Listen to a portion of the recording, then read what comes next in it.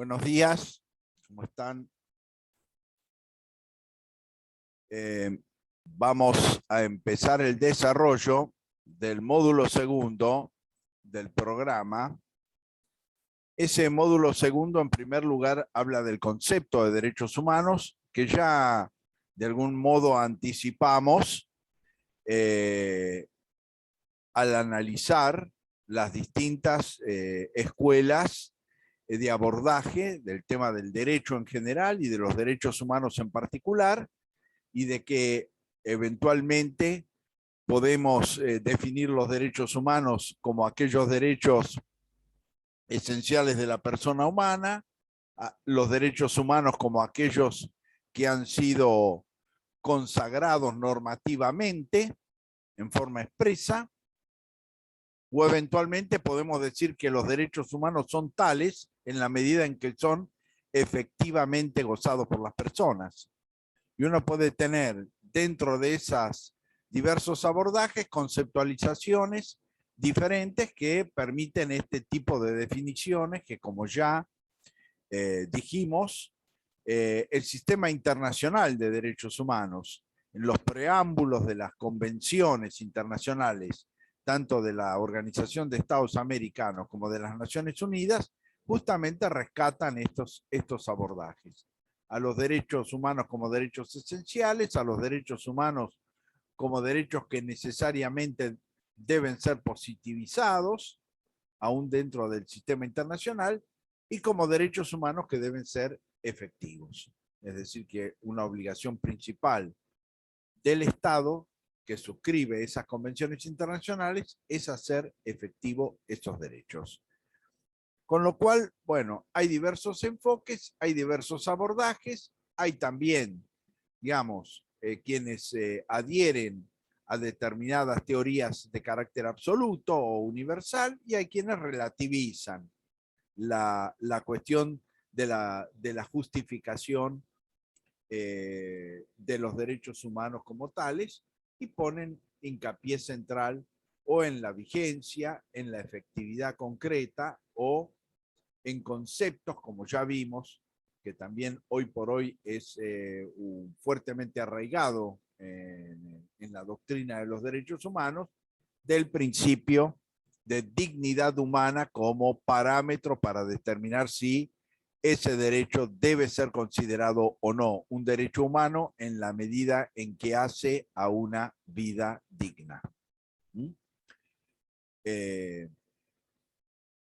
Por ejemplo, en este último abordaje, que tiene que ver con el abordaje ético, un abordaje valorativo de los derechos humanos, bueno, la propia Corte Interamericana de Derechos Humanos, durante un largo lapso de su jurisprudencia, incorporó los llamados derechos económicos, sociales y culturales en el marco del derecho a la vida, del artículo 4 de la Convención, y del concepto de vida digna. Con lo cual, para que ustedes aprecien también esos impactos que efectivamente los distintos abordajes en materia de derechos humanos tienen, hasta que, como vamos a ver ya más adelante en la segunda parte, la propia jurisprudencia de la Corte Interamericana dio operatividad a los derechos económicos, sociales y culturales consagrados en el artículo 26 de la Convención Americana de Derechos Humanos.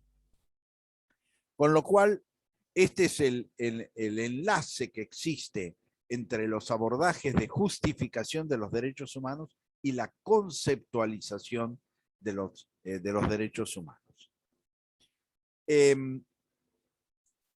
Ya también anticipamos algunas cosas que vamos a reforzar acá, que las características de los derechos humanos, digamos, en el sistema internacional de protección, se definieron de una manera distinta, diferente, a partir del Congreso de la Convención Internacional sobre Derechos Humanos de Viena de 1991 y la declaración que ese encuentro internacional produjo. En esa declaración se va a hablar de que los derechos humanos son derechos universales, indivisibles, integrales interdependientes e interrelacionados entre sí. Es decir, que esta va a ser una nueva caracterización de los derechos humanos que va a modificarse a partir de ese momento. Hay que sostener de que este cambio se va a deber, entre otras razones, a la superación de la Guerra Fría. Es decir, en este periodo, 1989-1991, se va a producir lo que sería la desaparición política del socialismo real, es decir, la desintegración de la Unión Soviética y por supuesto que la superación de los regímenes que adherían, digamos, a las ideas de la Unión Soviética, como es el caso de Yugoslavia, como fue el caso de Checoslovaquia, etcétera, los países llamados del este europeo, ¿no? Es decir, Hungría, Rumania, Checoslovaquia, etcétera. Bueno, eso va a determinar un cambio geopolítico sumamente importante. Durante la Guerra Fría, es decir, este periodo que va a ir entre 1945 y 1991, va a haber una confrontación política entre lo que podemos llamar la democracia liberal, representada por Estados Unidos, y el socialismo real, representado por la Unión Soviética. Y mientras la democracia liberal sostenía como derechos humanos los llamados derechos civiles y políticos, principalmente, el socialismo real sostenía los derechos económicos, sociales y culturales, tal cual ya lo hemos analizado al referirnos al surgimiento del constitucionalismo social, es decir, uno de los parámetros fundamentales de ese proceso del constitucionalismo social va a ser la constitución de la Unión Soviética después de la Revolución de 1917. ¿Y esto cómo se materializa en el campo de los derechos humanos? Bueno, nosotros tenemos una materialización bien concreta de esta división o de esta realidad geopolítica. Es que Convención de Derechos Civiles y Políticos y Convención de Derechos Económicos, Sociales y Culturales se aprueban en forma separada, es decir, por instrumentos jurídicos diferentes, pero de forma simultánea. Es decir, contemporáneamente en forma simultánea. Es decir, no se integran en una sola convención los derechos civiles y políticos y económicos, sociales y culturales, sino que se desarrollan en dos tratados distintos. Y mientras el principio de efectividad se aplicaba como regla a los derechos civiles y políticos, el principio de progresividad, que vamos a explicar después, se aplicaba a los derechos económicos, sociales y culturales. Y como ya anticipamos, y esto forma parte un poco del contenido de este módulo, este abordaje de los derechos humanos se va a materializar además en la llamada teoría de las generaciones. Es decir, la teoría de las generaciones que va a ser desarrollada justamente por el doctrinario Karel Vasek, que es el que la va a plantear este abordaje de los derechos humanos, justamente habla de distintas generaciones. Es decir, que los derechos humanos tienen distintas generaciones de surgimiento como tales. Entonces se va a hablar de una primera generación, que son los llamados derechos civiles y políticos, que se van a asociar con la Revolución Francesa de 1789 y con la Revolución Norteamericana pocos años antes. Y que va a sostener que esos derechos son operativos y que requieren del Estado el menor grado de intervención posible. Es decir, en la medida en que el Estado interviene menos por vía reglamentaria, el derecho está más protegido. ¿Se entiende? Es decir, para ponerles un ejemplo muy concreto, asociarse con fines útiles. Bueno, si yo dejo esta posibilidad, este enunciado y le doy operatividad, bueno, todo tipo de asociación sería legítima y sería constitucionalmente válida. Cuando el Estado reglamenta, cosa que ustedes van a ver en la carrera como una materia específica, el derecho comercial, es decir, las sociedades comerciales, les está fijando condiciones, requisitos y mecanismos de regularización que en definitiva deben cumplirse y que si no se cumplen, no estamos ante una sociedad comercial. Es decir, la reglamentación fija condiciones y establece límites. Entonces, ¿qué dice Karel Vasek? Esos derechos son derechos operativos, es decir, su solo enunciado constitucional, su solo enunciado en un texto normativo los torna exigibles y por lo tanto operativos.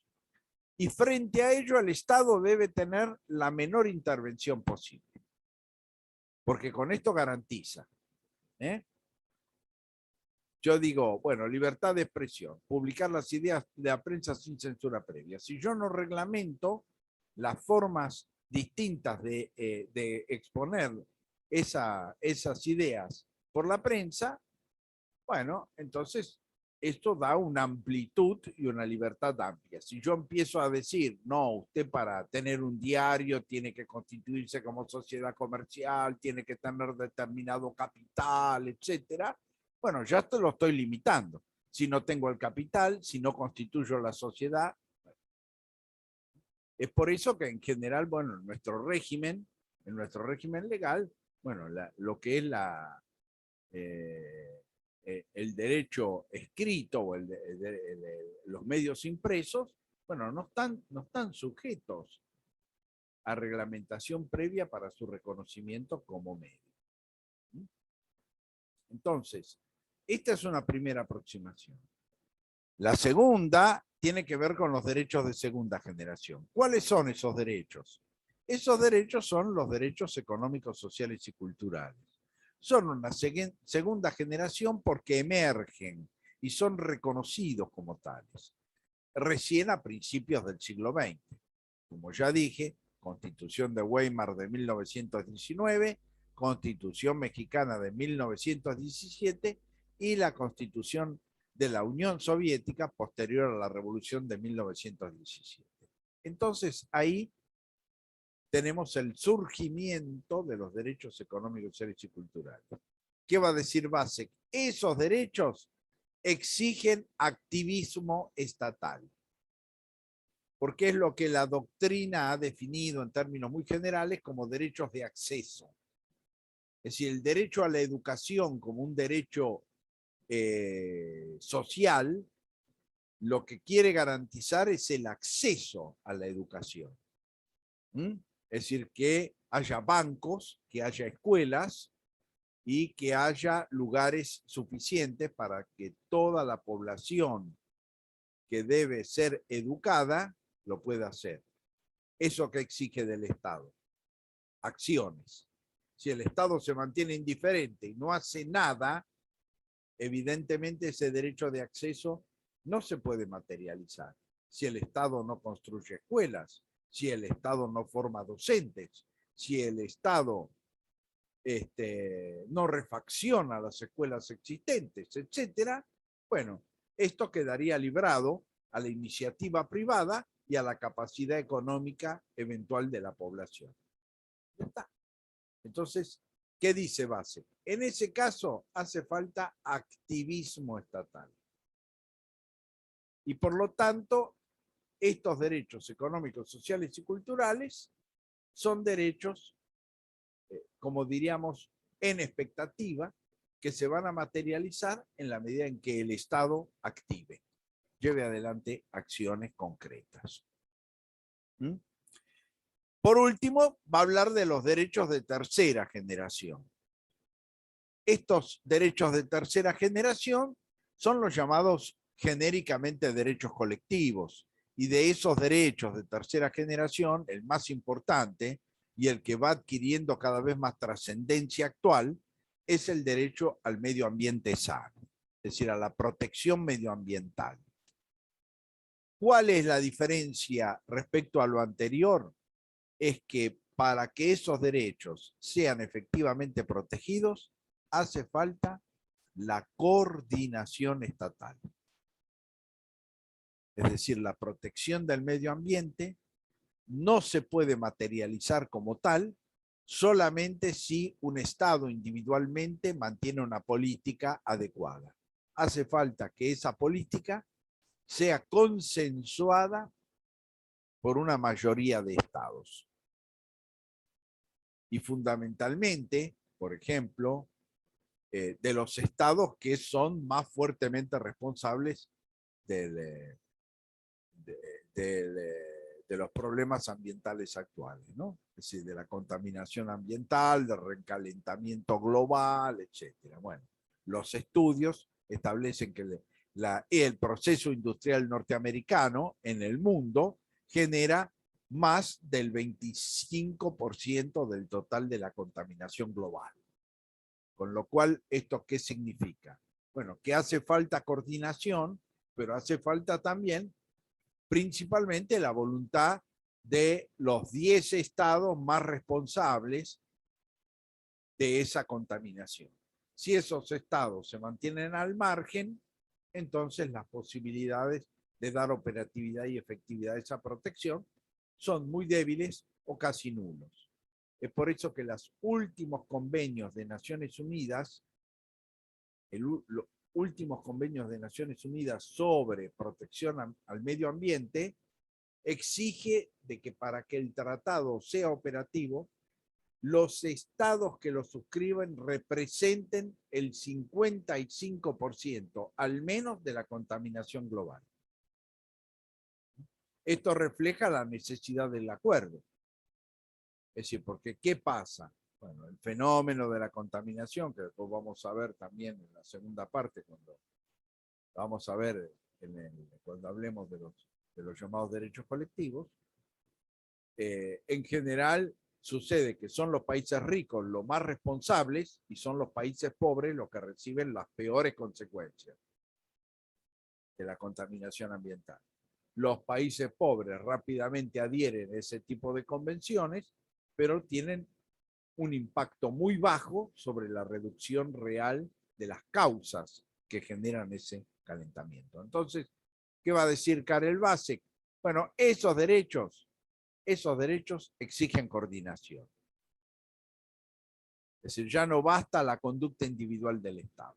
Hace falta una coordinación entre Estados para que lo que se resuelva tenga efectividad. Si esto no se produce, entonces simplemente van a ser buenas intenciones, pero sin ningún tipo de efectividad concreta.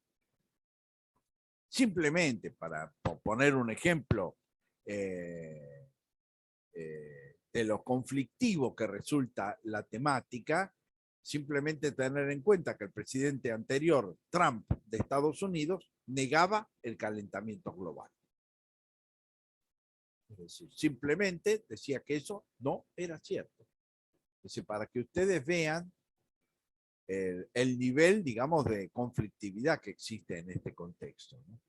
Y las resistencias que los países desarrollados tienen en adoptar cambios, modificaciones a sus medios de producción, que hoy, por ejemplo, están de alguna manera en debate en la medida en que ya se tiene una proyección de mediano plazo de que los combustibles fósiles, como es el caso del petróleo, se va a agotar. Es decir, va a dejar de ser una producción de energía accesible. Entonces ahí también empieza, bueno, las propias necesidades de producción están empezando a ver la necesidad de sustituir esa energía por otras. Pero evidentemente el proceso fundamentalmente de contaminación es sumamente grave y bueno, lo tenemos a la vista en forma diaria, cotidiana, con los huracanes, las grandes tormentas, las inundaciones, el avance del mar sobre las costas. Bueno, todo eso está reflejando claramente las consecuencias del calentamiento global actual. Dentro de ese contexto, entonces hay una aproximación doctrinaria en la cual se va a dividir, a separar los derechos civiles y políticos de los económicos, sociales y culturales y los derechos de incidencia colectiva, lo que en nuestra Constitución, en el artículo 43, habla de derechos de incidencia colectiva. Y a su vez, esa distinción es temporal, es decir, por un lado surgen históricamente momentos diferentes, como expliqué al hablar de los fundamentos históricos de los derechos humanos, al cual la teoría de las generaciones adhiere, pero además diferencia la conducta estatal. Abstención en el primer caso, activismo en el segundo, coordinación en el tercero. Bueno, este enfoque con la desaparición del socialismo real va a modificarse.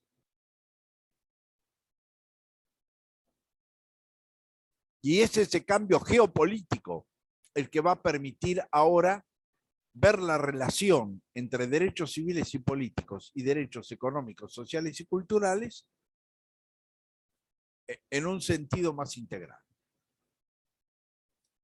En el marco de un ámbito, digamos, desde el punto de vista político, que ya no formaba parte de una confrontación teórica e ideológica. Entonces, esto va a permitir que a partir de 1991 se hable de la integralidad de los derechos humanos, es decir, que los derechos humanos forman una integralidad, son todos derechos humanos, los derechos civiles y políticos, los económicos, sociales y culturales, los derechos de incidencia colectiva, los derechos de los pueblos, bueno, son todos derechos humanos. Y por lo tanto, esta es una característica. Los derechos humanos están integrados, constituyen una integralidad. Y a la vez, el segundo aporte es que no hay efectiva vigencia de derechos civiles y políticos, mayoritariamente sin un nivel de respeto y de acceso a los derechos económicos, sociales y culturales. Y tampoco hay efectiva vigencia de derechos económicos, sociales y culturales sin la existencia de derechos civiles y políticos. Entonces, hay una interrelación, es lo que se denomina interrelación. Por eso hoy derechos humanos son integrales en la medida en que las divisiones han desaparecido como tales, se mantienen desde un punto de vista, digamos, expositivo, explicativo, pero se entiende que el mundo de los derechos humanos está integrado, constituye una unidad. Uno. Dos, están interrelacionados entre sí.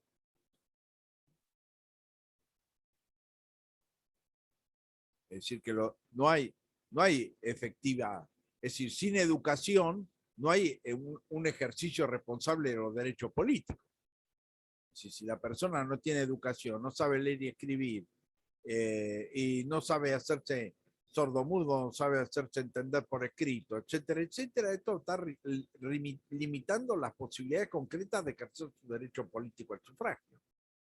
Y por otro lado, es una cosa clara de que hace falta un determinado nivel de educación, un determinado nivel de formación para comprender las ofertas de los partidos políticos, etcétera. Es decir, que esto evidentemente está relacionado, íntimamente relacionado entre sí. Es decir, esos derechos civiles, expresar las ideas por la prensa sin censura previa o derecho a la libertad de pensamiento, por ejemplo,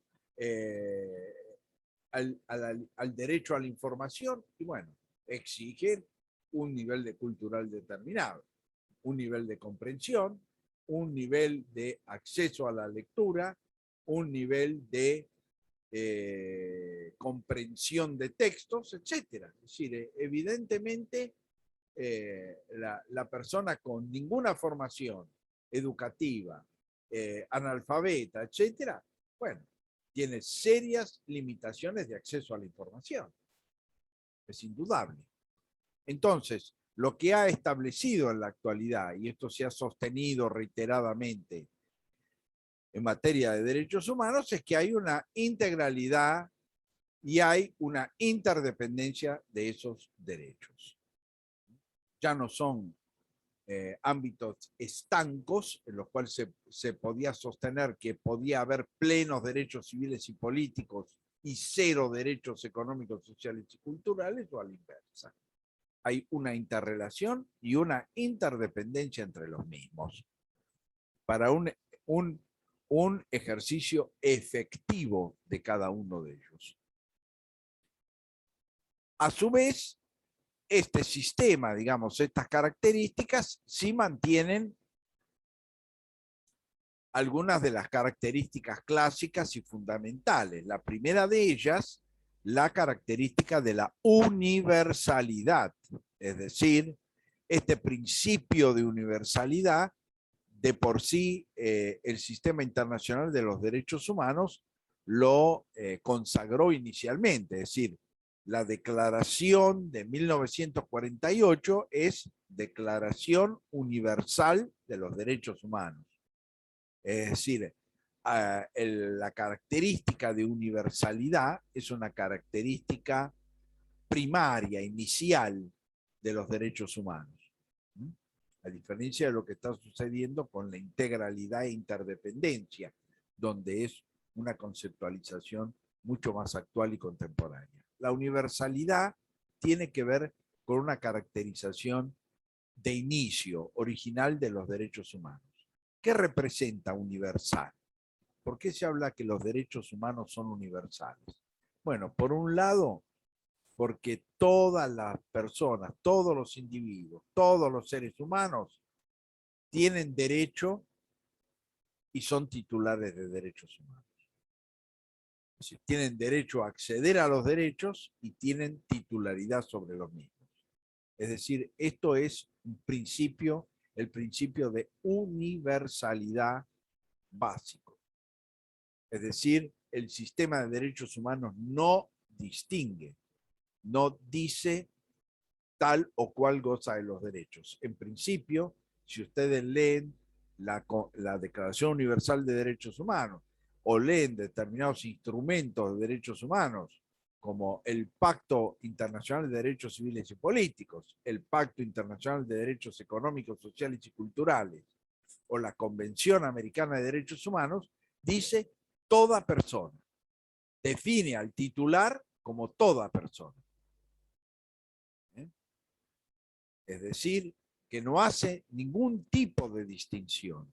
Y en esa afirmación, toda persona tiene derecho a tal o cual derecho que se describe. Esa definición de toda persona representa el concepto de universalidad. Toda persona es titular de derechos. Y es el principio de universalidad.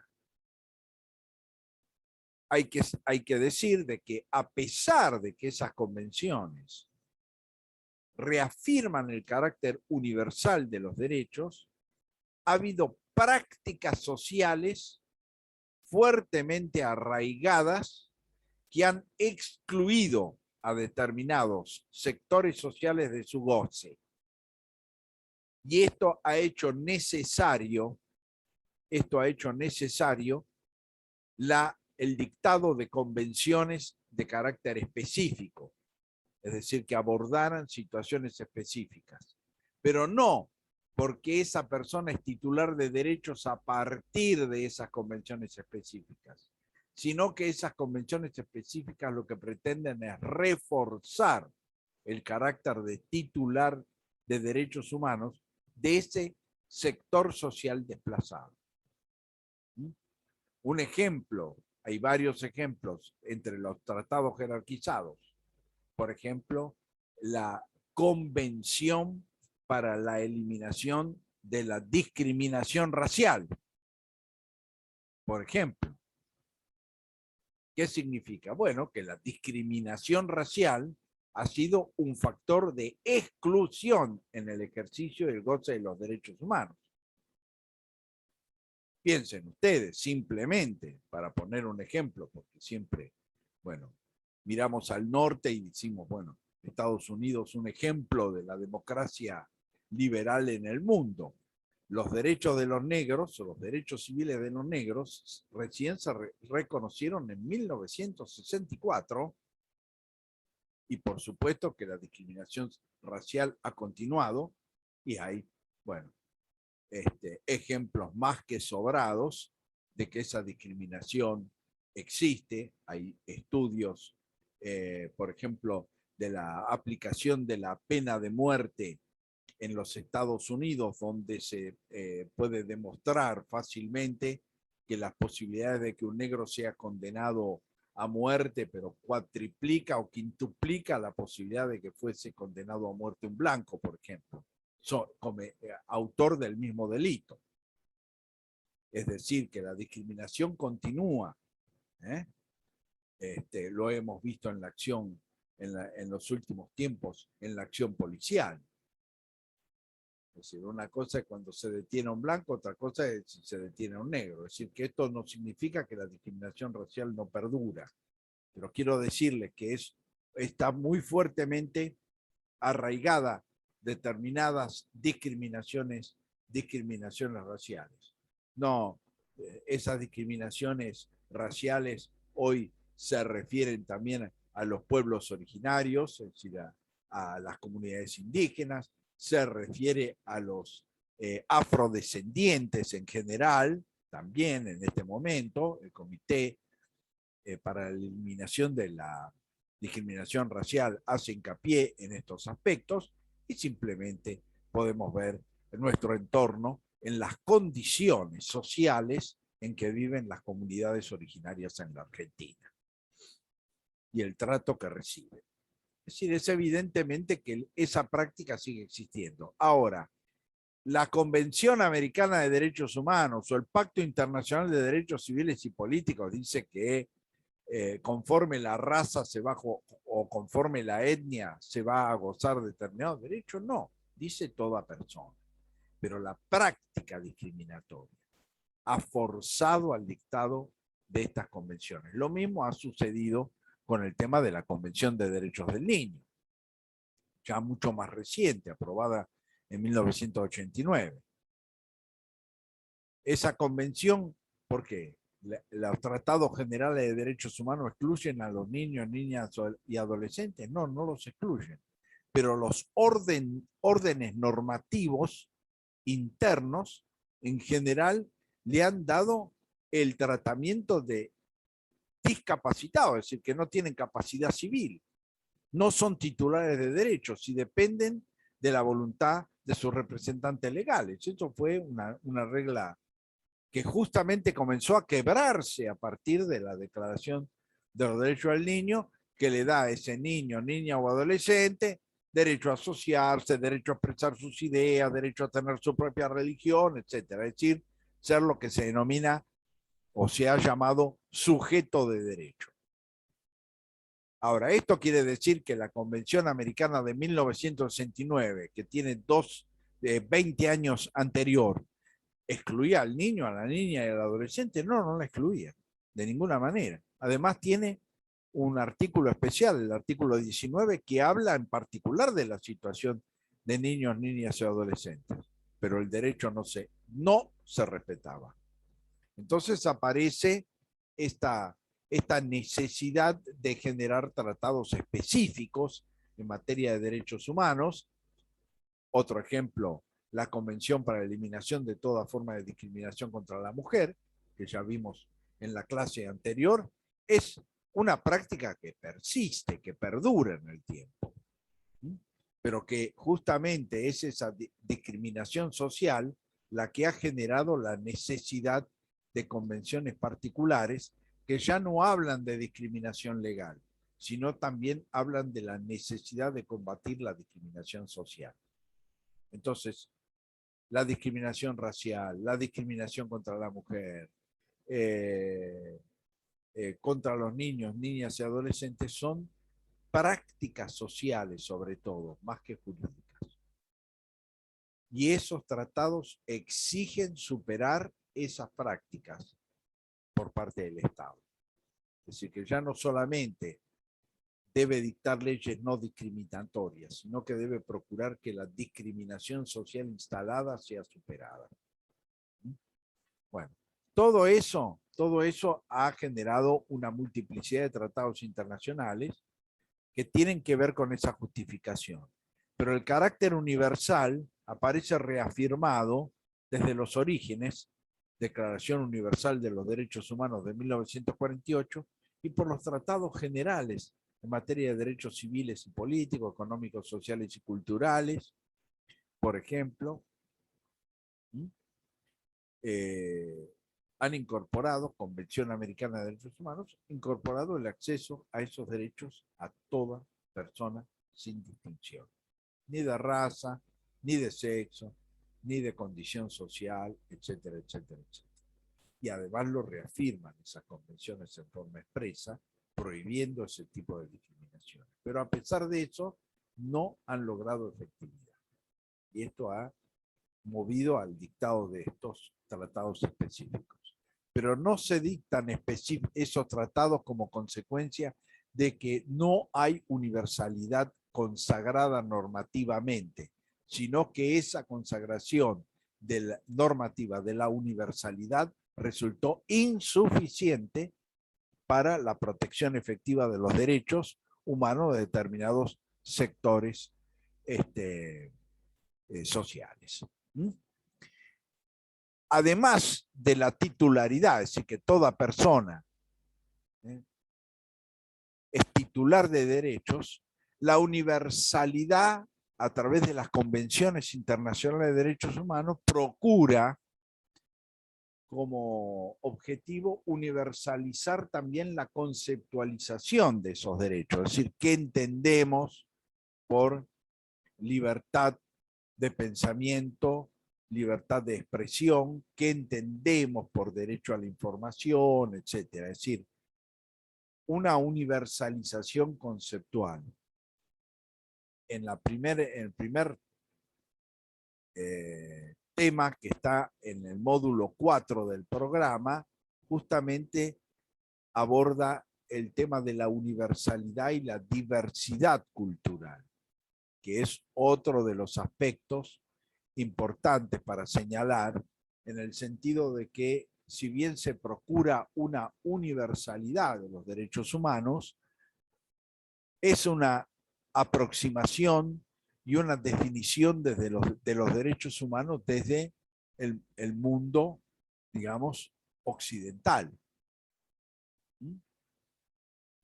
Y ese mundo occidental, cristiano, germano-románico, es generalmente el que ha hecho los mayores aportes para esas definiciones.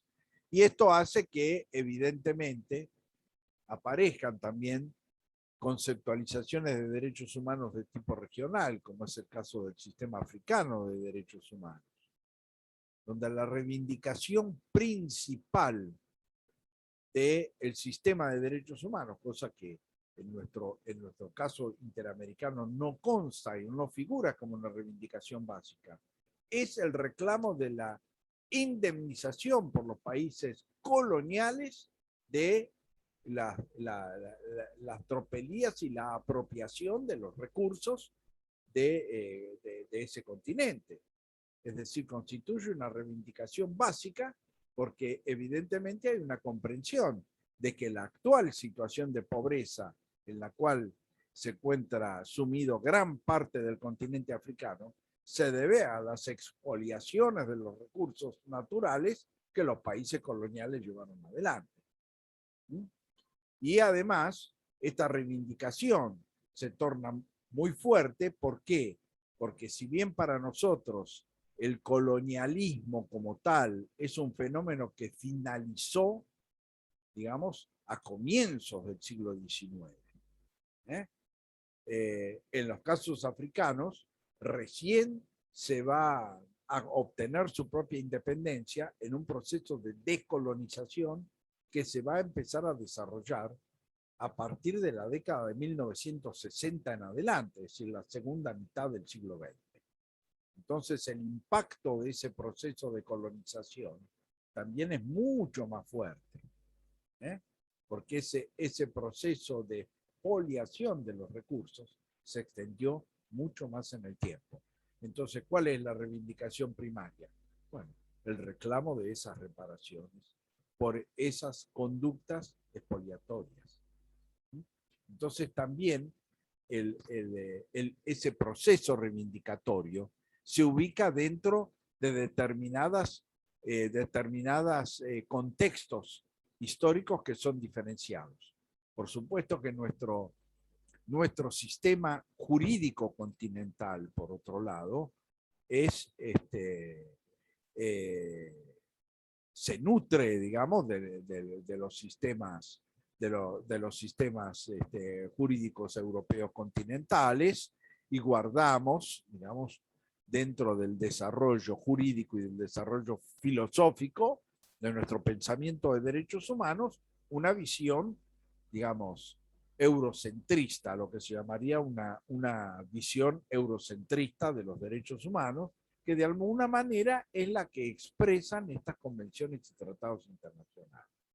Entonces, frente a otras realidades culturales, frente a otras situaciones sociales y políticas diferenciadas, bueno, la aceptación de esos tratados tal cual están elaborados no resulta tan sencillo. O los propios sistemas regionales han recogido determinadas reivindicaciones propias, ¿eh? Tomando en cuenta su propia experiencia histórica y como consecuencia de ello estableciendo determinadas prioridades en materia de derechos humanos que no están en otro tipo de convenciones. Nosotros en el sistema interamericano de derechos humanos, pero no tenemos, digamos, una palabra de reivindicación contra la ocupación española, etcétera, etcétera, o de los resultados del proceso de colonización. Entonces también esto va generando diferencias culturales que hay que comprender. Evidentemente que hay que comprender. En este momento, por ejemplo, porque es un momento, por ejemplo, de la situación, de la situación que se está viviendo en Afganistán en la actualidad, por ejemplo, también una cuestión que se ha generalizado muy fuertemente, que yo he escuchado también distintas exposiciones, es que se identifica una cultura, como es el caso del Islam, con la conducta de un sector o de un grupo, como que si todo el Islam fuese exactamente lo mismo. Y eso también es una generalización falsa. Eso es una generalización falsa, que ha correspondido también a una decisión política, digamos, sobre todo impulsada por los Estados Unidos después del atentado a las Torres Gemelas. Entonces el enemigo se transforma en un enemigo cultural, y por lo tanto los musulmanes, el Islam, etcétera, se transforman en el enemigo, cuando en realidad esa cultura tiene aspectos mucho más amplios y mucho más próximos a determinadas conceptualizaciones humanistas de Occidente, pero dentro del cual existen grupos que representan una minoría, pero que tienen un fuerte peso político. Es decir, nosotros en un momento de la historia que tuvo una gran trascendencia durante los 90, sobre todo en Brasil, bueno, existían grupos armados que salían a la calle a matar a niños, niñas y adolescentes pobres, impunemente. Entonces uno quiere decir, bueno, esta es la cultura occidental. No es la cultura occidental. Evidentemente no es la cultura occidental. Es decir, que existen sectores violentos, que existen sectores que no respetan los derechos, existen en Occidente y también existen en otras culturas. Pero hemos tenido también una tendencia a la generalización, también impulsada desde el punto de vista político, de identificar una cultura, una concepción religiosa, etcétera, con la conducta de algunos sectores. Es decir que el Islam o los musulmanes son Bin Laden. Bueno, Bin Laden representa un sector, representa un grupo, pero no son la cultura islámica o la cultura musulmana como tal. Entonces, esto también ha generado toda una serie de confrontaciones, de distanciamientos, que ha hecho difícil la convivencia cultural y que por otro lado ha generado toda una serie de resistencias y de reticencias hacia el proceso de universalización en este sentido, ¿no? En el sentido conceptual de los derechos humanos. No en los de titularidad, sino en la cuestión de la conceptual, es decir, ¿qué entendemos por derechos humanos? ¿Qué consideramos son derechos humanos en un contexto y una realidad determinada? Y bueno, estas diferencias desde el punto de vista cultural, desde el punto de vista histórico, bueno, impactan en este proceso de universalización, ¿no? Sobre todo donde resulta difícil un proceso de intercultural, ¿no? Es decir, de interrelación entre culturas y de interrelación entre distintas formas de ver y de pensar el mundo. Y es de alguna manera también las diferencias que sostenemos como sociedades occidentales con respecto a las culturas, a la religión y a la concepción del mundo de los pueblos originarios. Evidentemente. Y su relación con el medio ambiente y con la tierra. Tienen otras cosmovisiones diferentes. Entonces, cuando uno lo que pretende es encorsetar dentro de un enfoque limitado o ideológicamente y culturalmente definido al todo, bueno, sucede esto. No es que los pueblos originarios son salvajes, como decía Sepúlveda, no tienen alma. No, no es así. Tienen una concepción, una cosmovisión diferente del mundo, pero eso no significa de ninguna manera ni que son salvajes, ni que son inferiores, etcétera, etcétera, ¿no? Entonces, ahí es donde aparece un poco también el problema o la crisis de la universalidad frente a la interculturalidad. Y a que en última instancia también hay también una lucha por la imposición de determinadas culturas sobre otras, ¿no? Entonces, ese es un aspecto en que la universalidad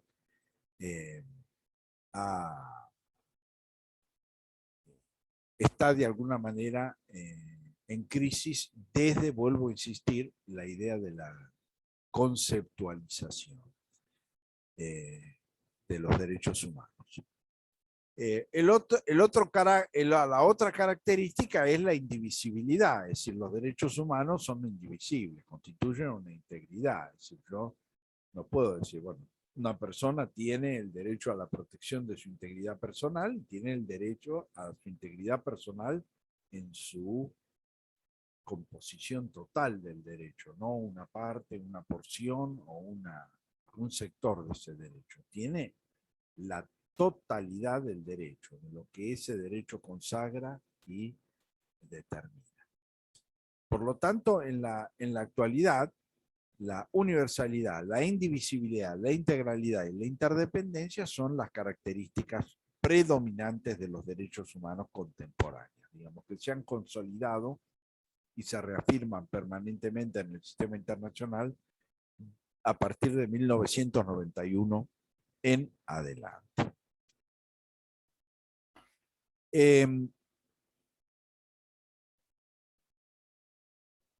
Dentro de este contexto, bueno, ya hablamos de la teoría de las generaciones, la crítica que esa teoría de las generaciones ha producido.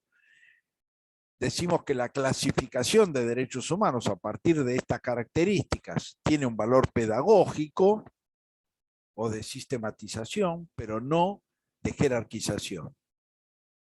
Es decir, no es que los derechos civiles y políticos tienen más jerarquía que los económicos, sociales y culturales, o que los derechos económicos tienen más jerarquía que los derechos de incidencia colectiva, etc.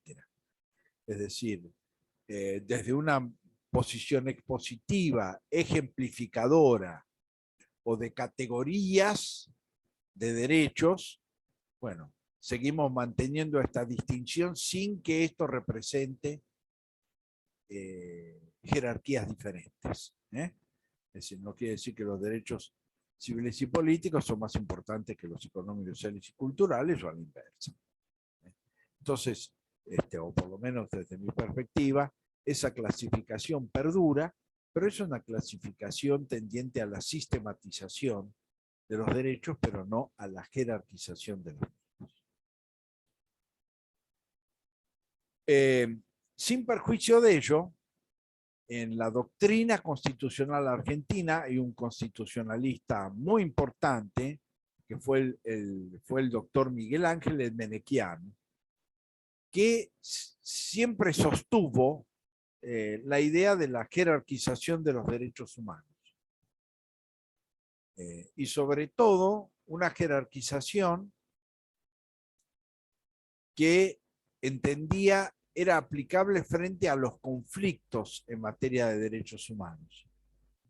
Es decir, que frente a determinados conflictos entre derechos, bueno, había derechos que debían primar sobre otros frente a ese conflicto. Es decir, nosotros sabemos perfectamente que toda causa judicial de cualquier naturaleza genera un conflicto. Genera un conflicto, y un conflicto de derechos. Y en ese marco, el órgano jurisdiccional siempre tiene que resolver ese conflicto, dándole la razón a uno por sobre otro. Esto es lo que sucede en la práctica litigiosa de todos los ámbitos. Sucede en el derecho penal, culpable o inocente, sucede en el derecho civil, digamos, en todas sus ramas, o el derecho comercial, el derecho laboral, es decir, siempre es una puja de derechos. Entonces, Menequian va a decir que en la práctica siempre hay resoluciones que en definitiva responden a una jerarquización de derechos. Fundamentalmente, ¿en qué va a uno de los parámetros que Menequian va a utilizar para establecer esa jerarquía? Es lo que él denomina la disponibilidad de los derechos. Es decir, los derechos menos disponibles son los de mayor jerarquía. Los derechos más disponibles son los de menor jerarquía. Por ejemplo, entonces, ¿qué va a decir en Menequian? Bueno, que el derecho para él de mayor jerarquía y que resulta total y absolutamente indisponible es la dignidad de la persona. Por eso yo lo asocié, esta idea del Menequian la asocié con el tema de las fundamentaciones éticas de los derechos humanos. El Menequian va a decir, nadie puede disponer de su propia dignidad. Es un derecho indisponible y por lo tanto es el derecho de mayor jerarquía. Luego, ¿cuáles están? Bueno, el derecho a la vida, que tendría un grado muy limitado de disponibilidad. A partir de esta teoría de la jerarquización, el Menequian fue de los primeros teóricos constitucionales que admitió lo que se llama la muerte digna. porque va a sostener de que cuando la vida pierde su dignidad, o la dignidad de la vida está en juego, frente a una situación de enfermedad terminal, etcétera, etcétera, la vida puede disponerse.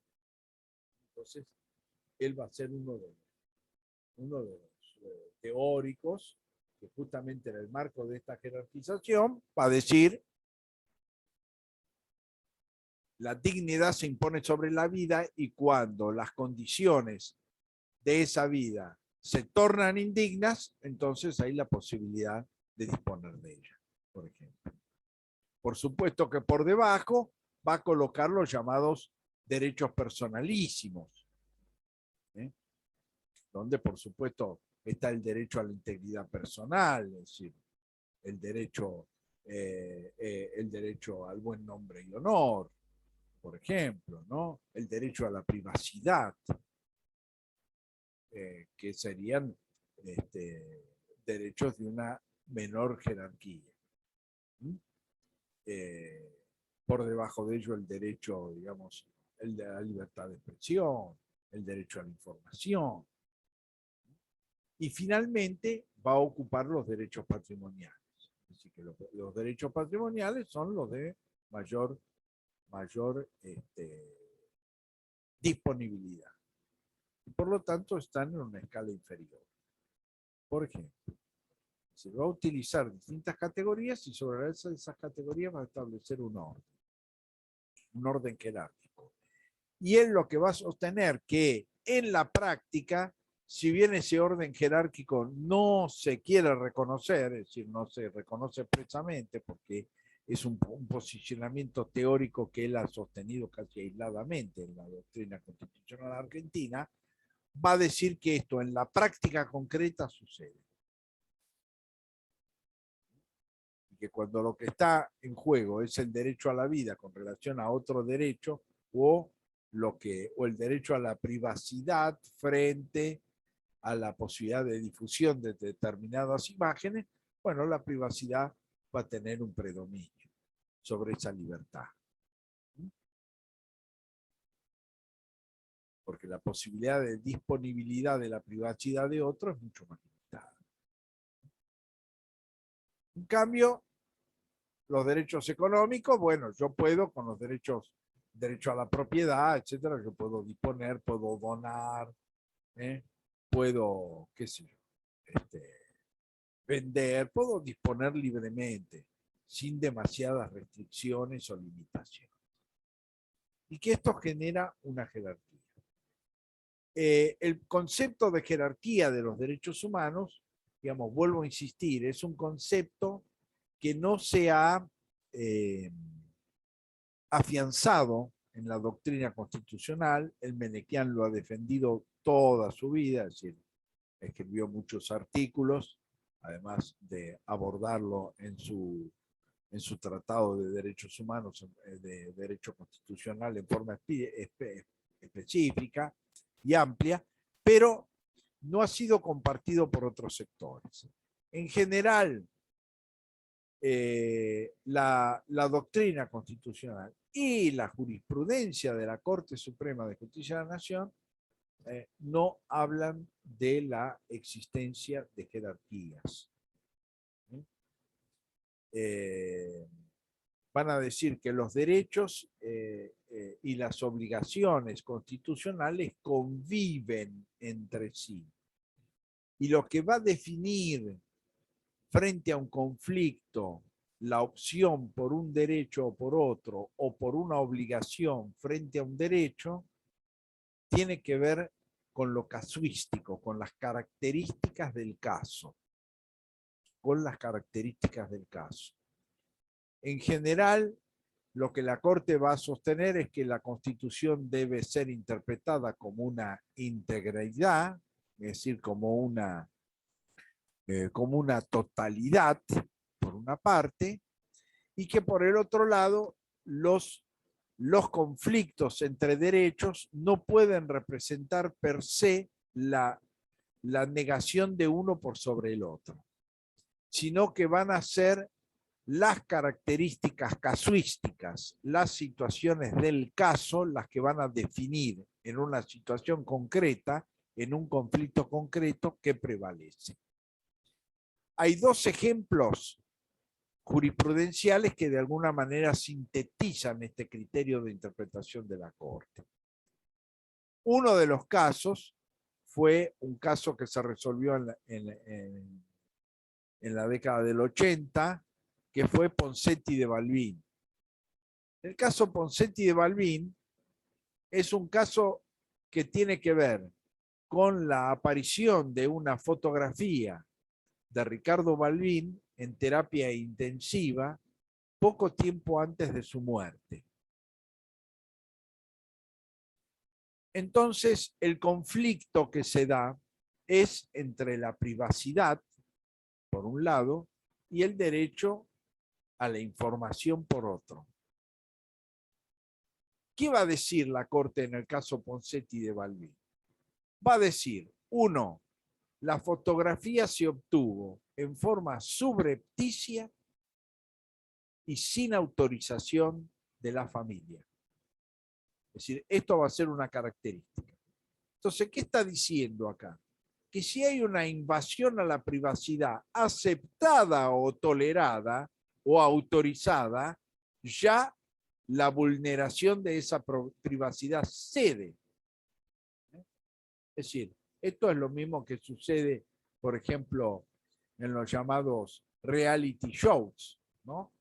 Que la casa donde la gente se movía libremente y la fotografiaban, la filmaban, y filmaban las discusiones. Bueno, y filmaban relaciones vinculadas con la intimidad de las personas, pero estas habían prestado consentimiento a esa actividad, con lo cual después no podían decir, no, cómo me están filmando o vulnerando mi privacidad. Con lo cual lo primero que va a decir la Corte es que si yo admito voluntariamente la invasión sobre mi privacidad, y voy a un programa televisivo a contar las intimidades con mi esposa, después no puedo salir a decir, no, ese medio invadió mi libertad. No, yo me expuse voluntariamente. Entonces, ¿qué va a decir? La situación casuística es, si hay una fotografía que vincula la privacidad con la falta de autorización y la obtención clandestina, entonces en ese caso está primando la privacidad por sobre el derecho a la información. El segundo elemento que va a analizar la Corte en este caso es que lo que se difundía, a su vez, no tenía que ver con la actividad pública del personaje. Entonces acá aparece un segundo elemento casuístico. Lo que la Corte va a decir es que si la información hubiera tenido que ver con el carácter público del personaje, o hubiera tenido un impacto o un interés público su difusión, entonces, aún referido a una cuestión privada o de privacidad, hubiera cedido frente al derecho a la información. Entonces, lo que va a decir la Corte, y lo ha dicho muchos fallos, que cuando se analiza una cuestión de la intimidad del sujeto, hay que determinar si esa intimidad tiene que ver con la actividad pública del mismo, ahora voy a dar unos ejemplos, la actividad pública del mismo y si esa información como consecuencia de ello tiene interés público. En la Argentina, respecto a eso, que es un fallo que se va a ver sobre todo cuando hablemos después de libertad de expresión, el caso Menem es un caso que tuvo mucha trascendencia pública, que fue cuando la revista Somos divulgó la existencia de un hijo extramatrimonial de Carlos Menem, en ese momento presidente de la República, que estaba en situación de abandono, que estaba socialmente en situación de abandono. Ese caso se debatió en la jurisprudencia y la Corte Suprema de Justicia de la Nación dijo que el presidente de la República tuviera un hijo extramatrimonial y la condición en que lo tenía era una cuestión de su vida privada que carecía de interés público y que por lo tanto constituyó una invasión a su intimidad.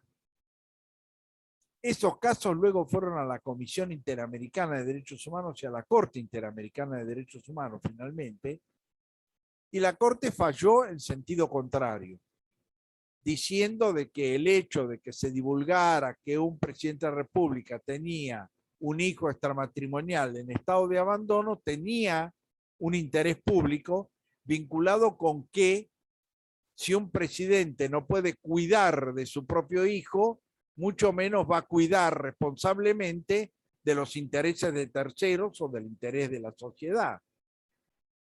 Entonces, va a sostener de que realmente esa indemnización, la aplicación de esa indemnización, resultó una forma de limitación al derecho a la información y que por lo tanto debía ser dejado sin efecto.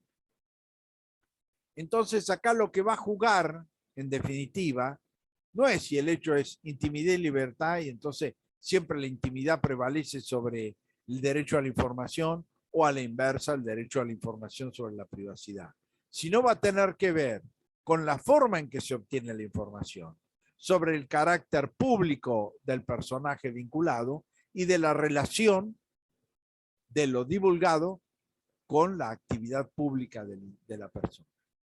Entonces, esto va a ser la cuestión casuística.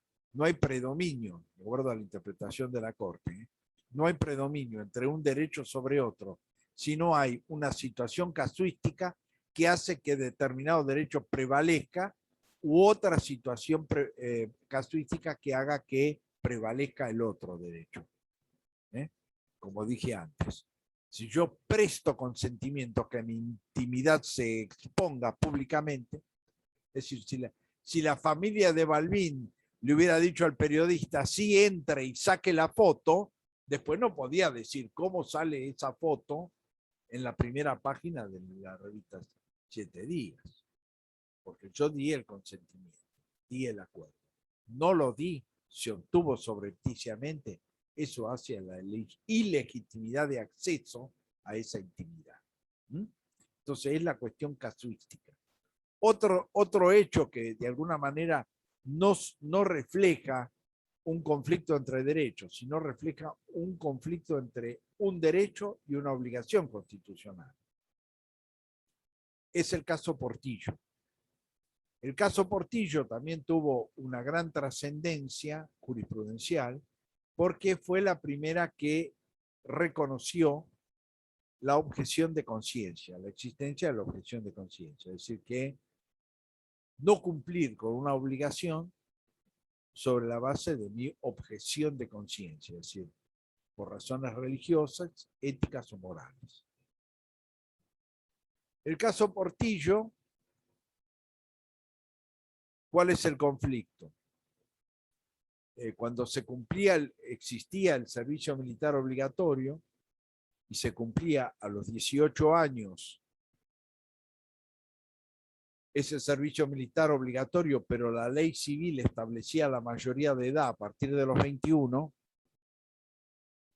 el padre interpone una acción judicial para que se reconozca la objeción de conciencia de su hijo sobre la base de que era católico apostólico romano, que tiene un mandamiento que dice no matarás, y como consecuencia de ese mandamiento debía eximírsele del cumplimiento del servicio militar obligatorio. Ese fue el planteo. ¿Qué resolvió la Corte?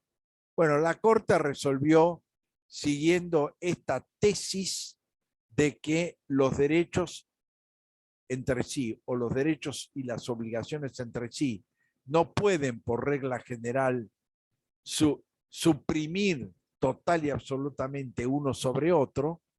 ¿Qué resolvió en ese caso concreto? Que debía cumplir el servicio militar obligatorio en la medida en que es una obligación constitucional porque es armarse en defensa de la patria, que lo establece la Constitución Nacional, reglamentado a través del servicio militar obligatorio, que debía cumplir con la obligación, pero debía hacerlo sin armas, sin recibir instrucción de armas. Es decir, con lo cual concilió, procuró conciliar la obligación constitucional con el derecho a la objeción de conciencia que en ese fallo reconocía. Entonces, en general, esas interpretaciones, es decir, el fallo Ponseti y Balbín va a tener gran trascendencia porque va a ser un leading case en el cual se va a reconocer el derecho a la privacidad en forma concreta como un derecho humano fundamental, pero se va a asociar a esta relación entre privacidad y libertad de información, o derecho a la información, por un lado. Y en el caso Portillo, la relación entre un derecho, es decir, tener una convicción religiosa, ética o moral determinada, y una obligación, armarse en defensa de la patria.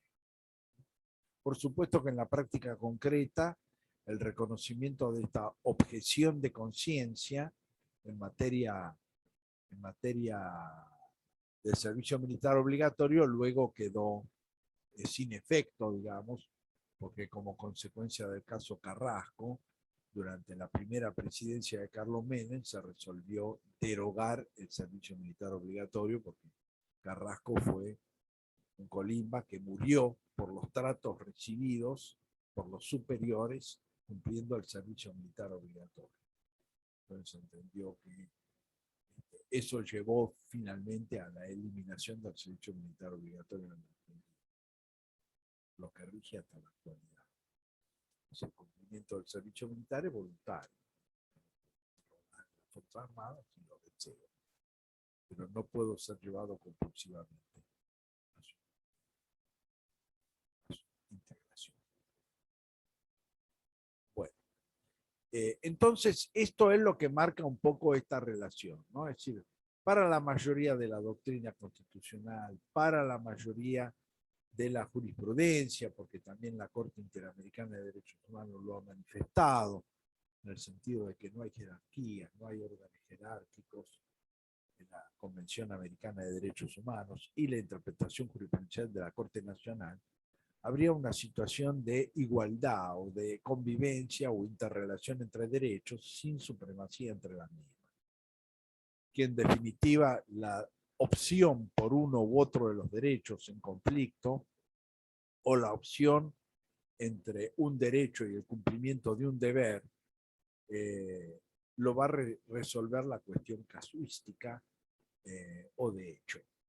Y que debe procurarse, porque este es otro criterio de la Corte, que la solución siempre sea una solución que compatibilice la sobrevivencia o del derecho de que se trata. Ustedes tendrán en cuenta o recordarán en materia de control de constitucionalidad, en teoría constitucional se ve, de control constitucional, la Corte ha dicho de que si existe una interpretación constitucionalmente compatible, de una ley, por ejemplo, debe optarse por esa interpretación antes de su declaración de inconstitucionalidad.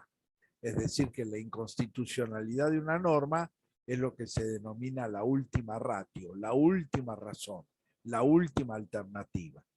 Pero que en principio, si frente a una ley hay dos o más formas de interpretarla y de aplicarla, y una de ellas es compatible con la Constitución, debe prevalecer.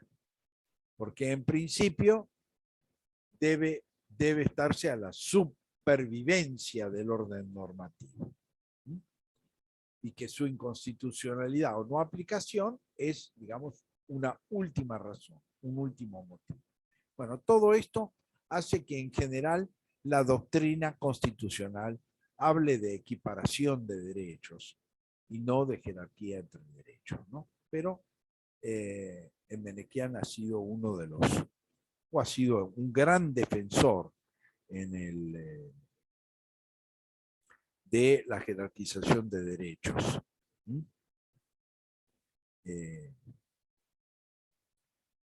Bueno, vamos a hacer una pequeña introducción al principio de efectividad, que es uno de los principios básicos del sistema internacional de derechos humanos. Hay tres principios básicos, que son el de efectividad, el de progresividad y el pro homine. Son tres grandes principios del sistema internacional de derechos humanos, que es aplicable, por supuesto, a la interpretación de los derechos humanos a nivel nacional o a nivel local. ¿Qué significa el principio de efectividad? Bueno, como su nombre lo dice, los derechos deben ser efectivos, deben ser, por lo tanto, gozados y por ende garantizados por parte del Estado.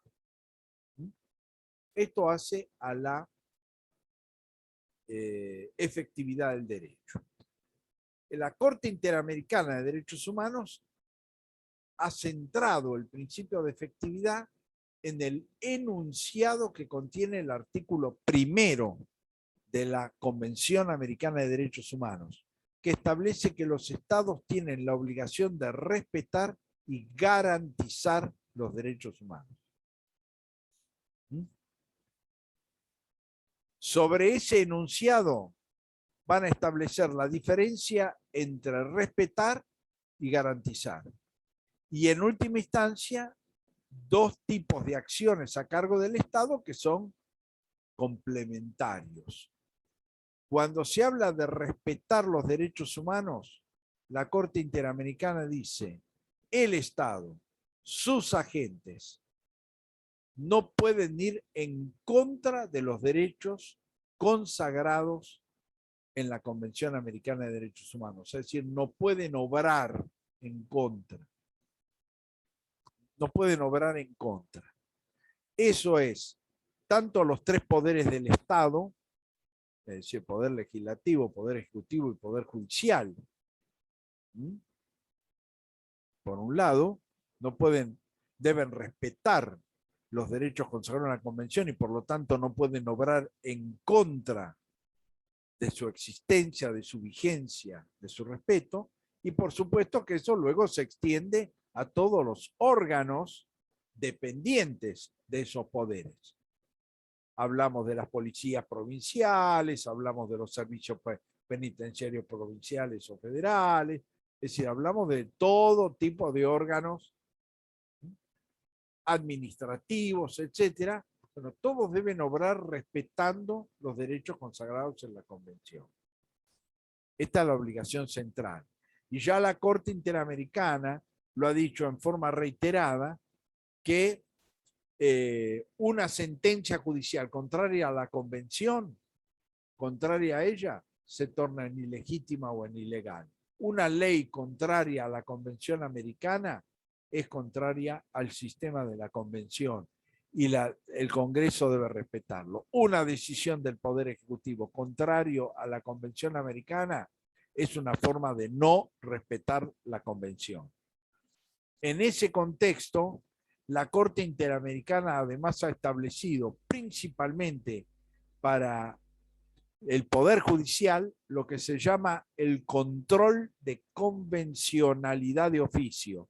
Es decir, que hay una obligación por parte de los jueces de analizar de oficio, es decir, por su propia voluntad y más allá del planteo de las partes, si lo que se va a resolver o lo que está en debate o las normas que se van a aplicar son compatibles con la Convención Americana o no. Y si advierte que no son compatibles, no debe aplicarlos. Y esto es aplicable tanto al orden normativo que se va a aplicar al caso concreto, como también a los contenidos mismos de la sentencia judicial a dictarse. El control de convencionalidad. Y por supuesto que si bien ese control de convencionalidad se torna en una exigencia convencional y jurisprudencial para el propio Poder Judicial nacional o local, lo cierto es que también es esperable que si el Congreso dicta una ley, haga ese control de convencionalidad previo a aprobar o sancionar la norma, o que ese mismo control lo haga el propio Poder Ejecutivo al tomar una determinación X. Pero ese control se vuelve, digamos, operativo y obligatorio cuando se recurre a la justicia. Sucede algo similar a lo que sería el control de constitucionalidad, ¿no?